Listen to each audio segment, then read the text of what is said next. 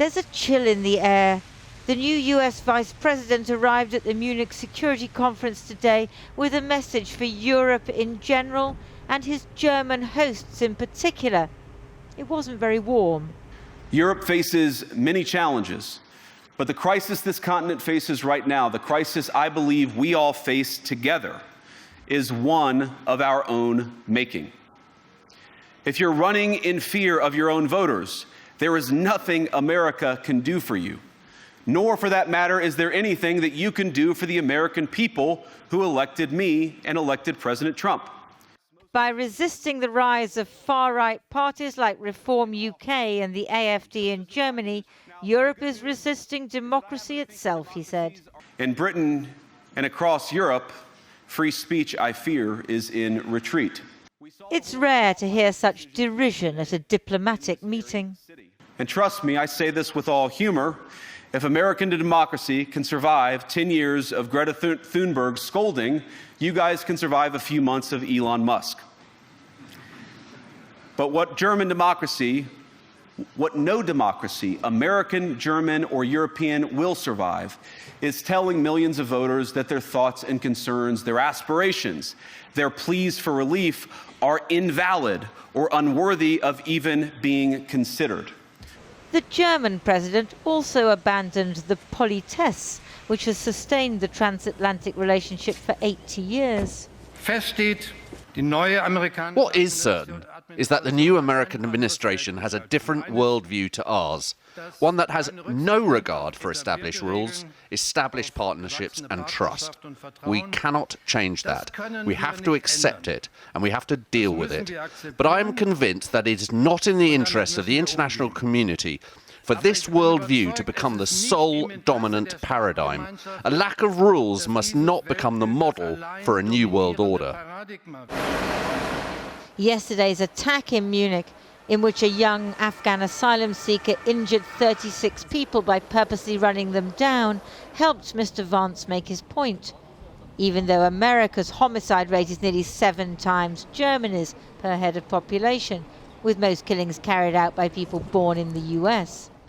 No voter on this continent went to the ballot box to open the floodgates to millions of unvetted immigrants. But you know what they did vote for? In England, they voted for Brexit, and agree or disagree, they voted for it. And more all over Europe, they're voting for political leaders who promise to put an end to out-of-control migration. To the east, in Poland, the new US Defense Secretary was delivering a related message about the need for Europe to increase military spending, because this US administration sees Europeans not as allies to nurture, but as a drain on American resources. What happens 5 or 10 or 15 years from now is part of a larger discussion that reflects the threat level, America's posture, our needs around the globe, but most significantly, the capability of European countries to step up. And that's why our message is so stark to our European allies. Now is the time to invest, because you can't make an assumption that America's presence will last forever. Another step east, to Ukraine, where overnight a Russian drone attacked the Chernobyl nuclear reactor. No radiation escaped, luckily.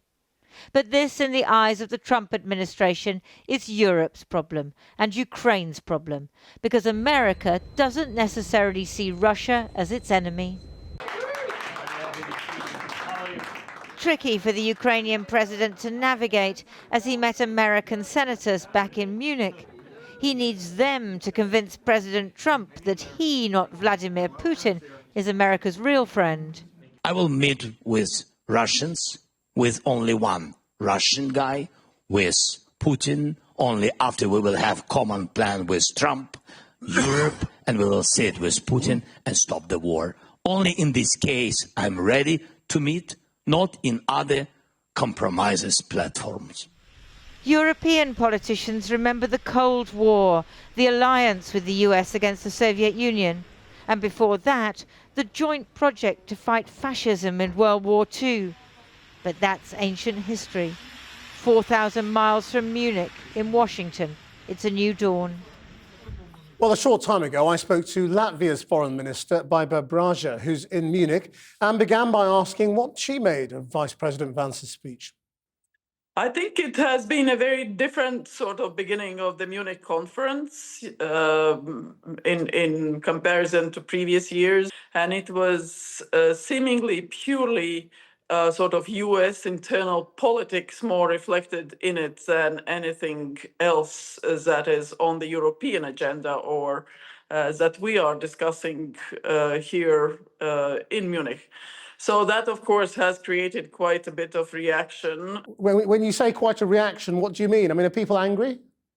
No, people are not angry. No. That's not the point. I mean, the what we are discussing, of course, is very much the support to Ukraine. The fact that Russia has to be really made weaker on the battleground, on the battlefield, so that it actually comes to the negotiating table feeling a burn.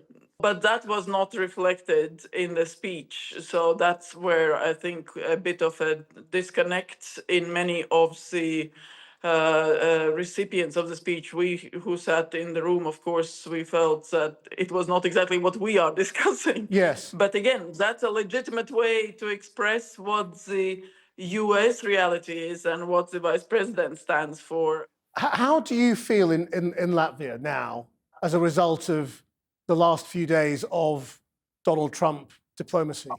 Do you feel less secure?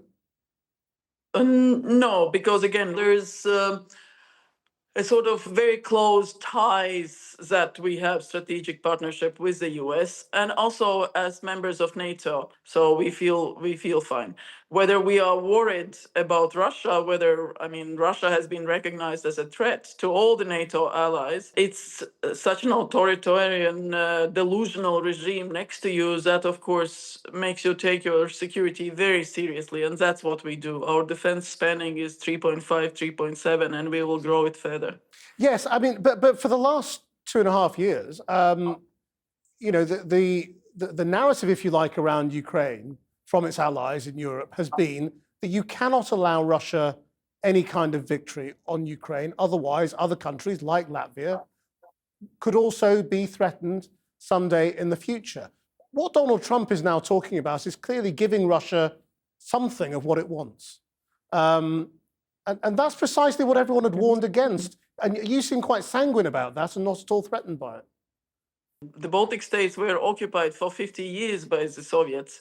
And people told us we won't get our freedom back, but we did that. So, you know, you do have to believe and trust both in yourself. You have to put the money where your needs are. You have to work with your allies. You have to really be a very active part and strong part of that process, but also take your security seriously.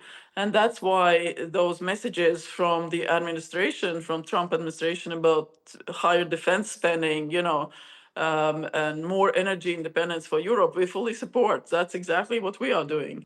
Don't you see this as something of a withdrawal of America from Europe, though? I mean, you know, they've clearly said their focus is shifting away from Europe to Asia and other parts of the world where they see external threats, and they want Europe to pay for its own defense rather than America. I mean, this is the beginning of something big in terms of a shift, isn't it? Absolutely.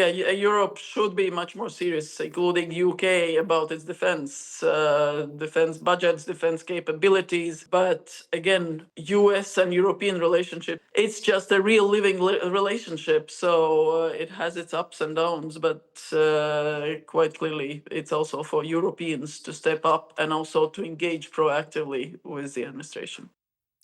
Well, that was the Latvian Foreign Minister, Baiba Braja, speaking to me earlier. Well, I then spoke to Fred Fleitz from the conservative think tank, the America First Policy Institute. And he was Chief of Staff at the National Security Council in Donald Trump's first presidency. I began by asking him about that feeling there that Vice President Vance had focused on domestic American politics and asked him what the point was. Well, I think Vice President Vance had a number of issues he wanted to raise with our friends and allies in Europe. Obviously, there's going to be intensive discussions about the war in Ukraine, ways to end it. But he also wanted to talk about fundamental values. And if we're talking about defending our countries, one has to consider what are we defending them for? And that's something that Vance tried to raise. And he said that fundamental values are under fire in Europe, especially freedom of speech. And this is certainly true in the UK, where there's increasing censorship. There's police who are actually going through social media. And frankly, I'm worried if I was in London and I gave a speech about the threat from radical Islam, I might be arrested. So I think that's something that the vice president was talking about.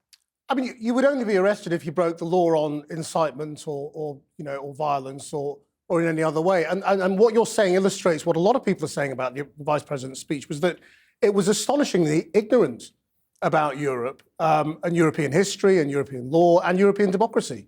He's clearly sort of ruffled feathers, and he's offended some foreign ministers as well. I mean, do you think that was deliberate? I think it's about time that America called these people out. And one issue, which I think is very important, is securing borders and out-of-control immigration, which is something that the vice president talked about today. When it comes to Ukraine, what do you make of where the discussion is likely to go now in terms of negotiation? Do you still expect there to be a Trump-Putin meeting, perhaps in Saudi Arabia, to cut some sort of deal? I'm not surprised that Vance didn't lay out what the plan will be, because the U.S. has to engage in negotiations with the Ukrainian and Russian governments and see where they are, what they can agree to. I think rolling out a plan, it really wouldn't be appropriate right now. The negotiations have to begin. What do you think the United States' role is in European security after this? It is true that the U.S. has limited resources to deal with the security challenges it has to address around the world, and it has to devote substantial resources to the threat from China and the Asia Pacific. That means European states have to spend more and do more to defend themselves, because the U.S. can't deal with these both challenges sufficiently simultaneously. There are quite a few European politicians now who are comparing the United States' position on Ukraine to appeasement. What do you make of that? It would be better and more just if we had a solution that got all Russian troops out of Ukraine and put Putin and other Russian leaders on trial for war crimes. That would be the most just response. And unfortunately, realistically, we're not in a position to do that. We're not going to be able to move Russian troops out of Crimea. I hope there's some territory exchange on the Donbass, but Trump's priority is to end the killing and to begin negotiations for a final settlement that hopefully will be satisfactory to Ukraine. The reality is Ukraine is running out of troops. It is in a war of attrition that it is going to lose, and it is immoral to keep going down this road of providing it just enough weapons not to lose, but it will eventually lose when it runs out of troops. This is not appeasement. This is realism. And what is the answer then to those other countries who say, well, if you allow it there, why is it not going to happen again?